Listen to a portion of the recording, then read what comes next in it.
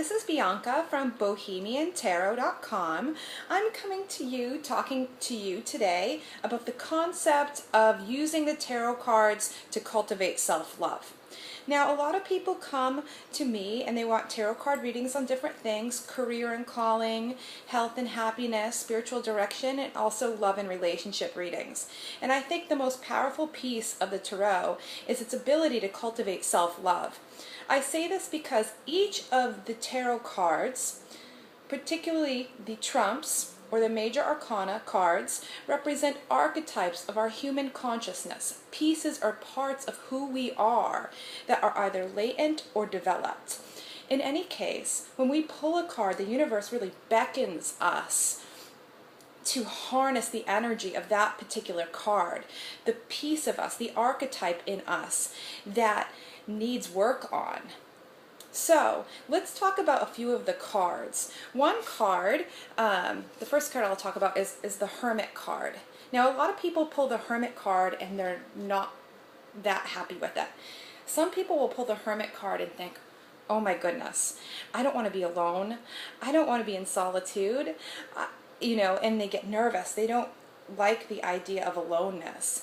There may be some people that run in groups of people, or they like the company of others a lot. They're not the kind of person that loves to meditate. Where someone who loves to meditate, loves to journal, is very introspective, they feel at peace with the Hermit card. So the Hermit card is a very interesting archetype. In each of us, it provokes this archetype, this understanding of the wise old man, the person who's alone. And to some people, this is a good feeling. To others, it's not so good. So the question here is, how can you use this particular archetype that each of us have in ourselves to become a more full and complete human being? All right, so let's go ahead and look at my favorite, the Fool. Now, two kinds of people can pull this card. One kind of person will pull this card and they think, ugh, I don't want to be a fool. I don't want to look like an idiot. I don't want things to fall apart. And they're very pessimistic or negative. While another person sees the Fool as this lively, happy being with his arms wide open and his legs open to anything, open to everything that he may experience. And they identify with his Peter Pan-like nature. They identify with his carefree attitude and disposition towards life. They have a lot of faith that things are going to be fun and go well. So the archetype of the Fool invokes in us different feelings depending on the nature of the person who pulls the card. In either case, again, it calls upon us, it beckons us, it admonishes us to invoke this archetype and work with it. If we have less of it, then to understand and have faith instead of fear. If we have more of it, maybe to like cultivate more or temper it a little bit if we're a little bit too wild. So the Fool card is another example of how we can use an archetype to cultivate self-love. Then, because we're on the topic of love and self-love, I'm going to talk about the Lover's card. Here we have the Lover's card. Now, the Lover's card is very interesting. Most people are happy when they pull this card. They're like, yes, either the relationship they have is going really wonderfully or is going to go well, or they're going to meet someone and have a really intense and passionate and new, exciting relationship. Now, the card does have that quality to it. It does have this quality of the potential of meeting someone new.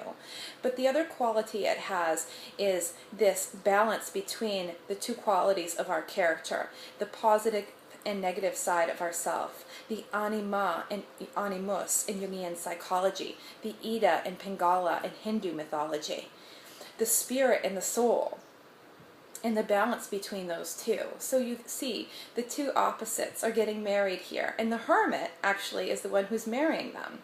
So it's like almost through this introspection, through this understanding of the spirit and soul, through the part of you that is inspired in spirit, and the feeling soulful side of you. Now, how do you make those two get married within you? How do you make them dance? How do you make them best friends? How do you make them hold hands? How do you have them alchemically wed? So when we have full love for ourselves, we love both sides of who we are. We are able to integrate our spirit and soul together. So we see with the tarot cards that they really do have a lot to do with us coming to a fuller understanding of who we are. Each card invokes these archetypes so that we can become a more full human being. It is my wish that we can use the tarot to become more understanding of who we are in the roots of our nature, of our spirituality, to have a deeper relationship with ourselves and cultivate more self-love. So, with that being said, I want to introduce to you my new blog. It's called www.iloveselflove.wordpress.com. That's www.iloveselflove.wordpress.com. And you can check out any of my blogs there talking about self-love, talking about ways to cultivate self-love, exercises, articles, my writing, other people's writing, ideas, and of course how you can relate the tarot to cultivating self-love. And I plan to write more about this concept of cultivating self-love using the archetypes of the tarot, and I hope that you guys will come back and see me. My website is www.bohemiantarot.com. If you have any questions, please feel free to hit me up, 619-384-9208. That's 619-384-9208. Or you can hit me up on my website and email me there. Anyhow, have a lovely, lovely afternoon and evening, and I can't wait to hear from you. Call me if you have any questions or would like a tarot card reading from Bianca of Bohemian Tarot. Have a lovely day. Bye.